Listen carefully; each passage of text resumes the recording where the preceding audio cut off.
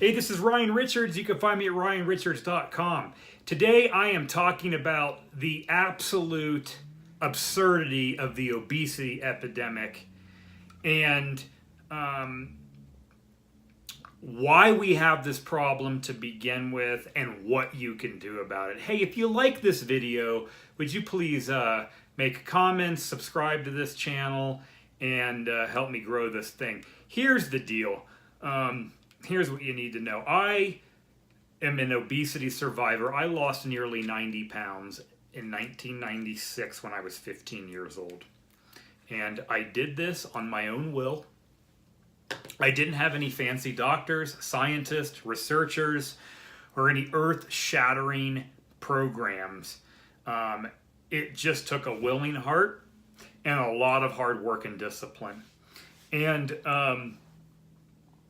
something that is startling is there's as much effort as we've put into fighting this terrible epidemic that is killing millions of America.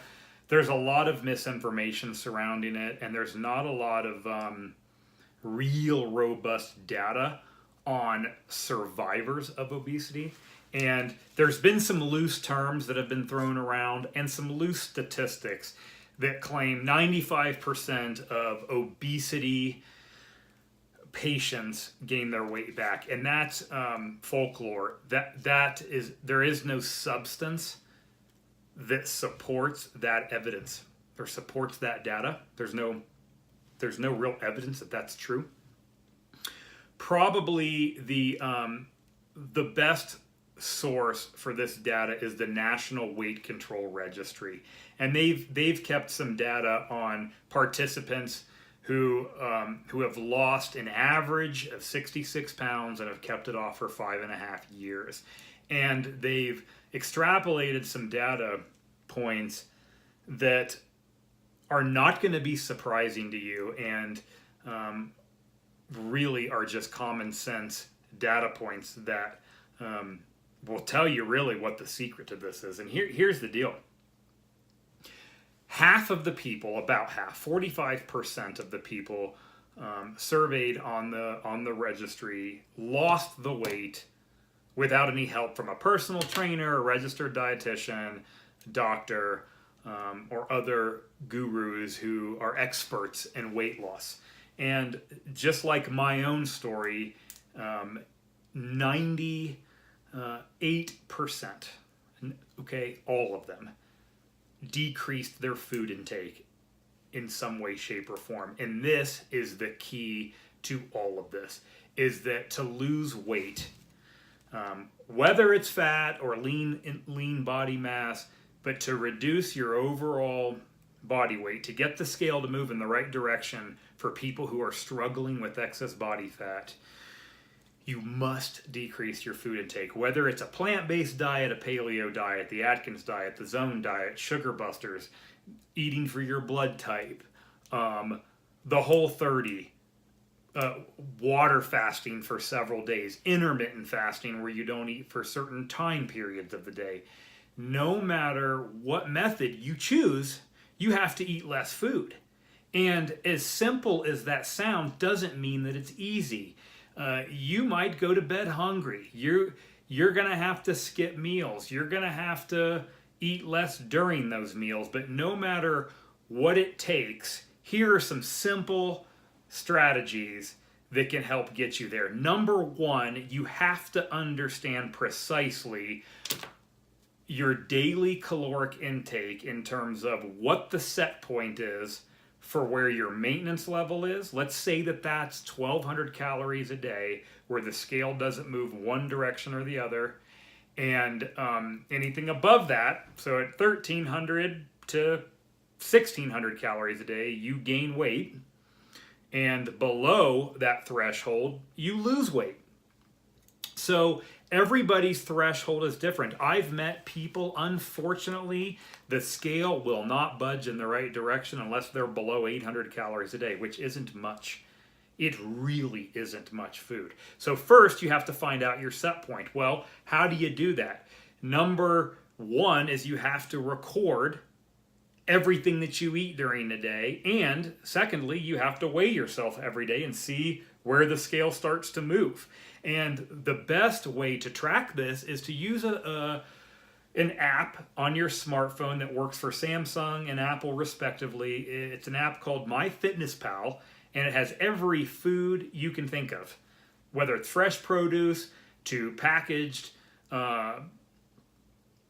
processed foods, to any food at any fast food chain under the sun, any alcohol content, any beer, everything is in the MyFitnessPal app. And the only thing that is required of you is to register, download the free app, put in some basic information, and you will have to count the number of tortilla chips that you eat at lunch from the Tostitos bag and record it. You're going to have to put in the apple that you ate during your snack break at work. And the value meal that you eat at McDonald's that evening, you need to put that in. And it will tally up your daily intake. With the use of that and a scale, you'll find out where you are. So that's something that needs to take place right away. The other thing that's interesting, on the National Weight Control Registry, 94% of participants, so again, by and large, everybody in the study, increased their physical activity, with the most popular activity being walking. And 75% of the participants weighed themselves at least once a week, meaning that they're staying accountable to whatever that number is that they want to maintain. They get on that scale. I know for me, I weigh myself every day. I've been successful keeping this weight off that I've lost for over 20 years. And I can tell you, on average, I eat less food every day.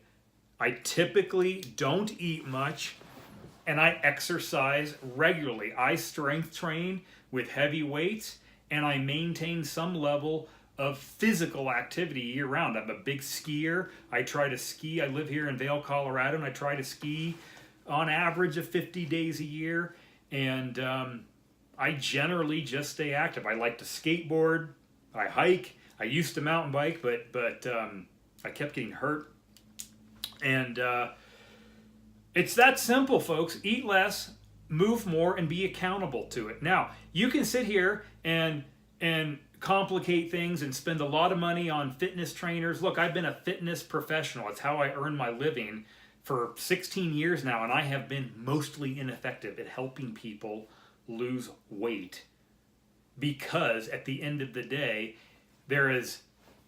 I spend 1 hour in that day with people. There's 168 hours in a week, and what you do during those hours on your own and how much food and alcohol you put in your mouth is going to have an impact on your inability to lose weight. The number one predictor of success for people who lose weight is eating less food.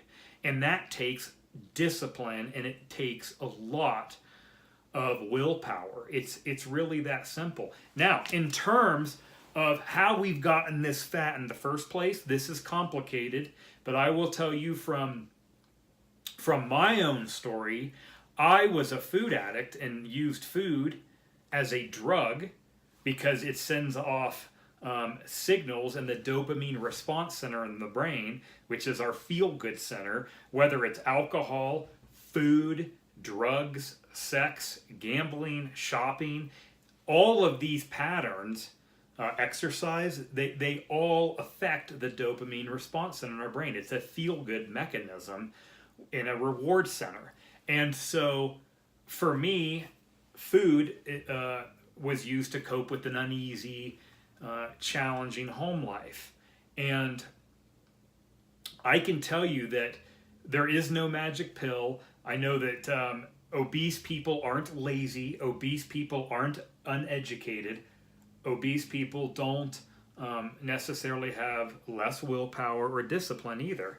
This is an epidemic that is killing millions of Americans. It is the biggest epidemic we've seen in any civilization ever throughout history. It is absolutely the biggest drain on our healthcare system by any disease, by far.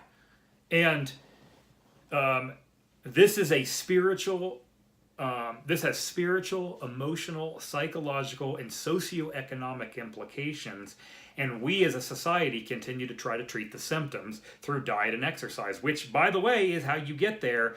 But if you really want to be successful in the long run, you have to change your mindset. You have to fix the core of the issue on why you got fat in the first place. Look, I hope this helps today. And you can write off my message, and you can go, again, spend your money on trainers and doctors. But I want to learn money making skills from millionaires. I want to learn successful relationship tactics from people who have been married for 70 years without a divorce. I'm sorry if you've been on your 18th marriage. I'm not gonna take advice from you. Or if you're broke in the gutter, I'm not going to listen to your financial advice. So I'm telling you the same thing. You want to learn, listen from a guy who's been there and done it and has done it successfully and has coached and watched people who have been unsuccessful, and I can tell you what they're doing wrong. And so be encouraged today, and get in there and start eating less food, start moving more, and start being accountable to yourself. Hey, thanks for checking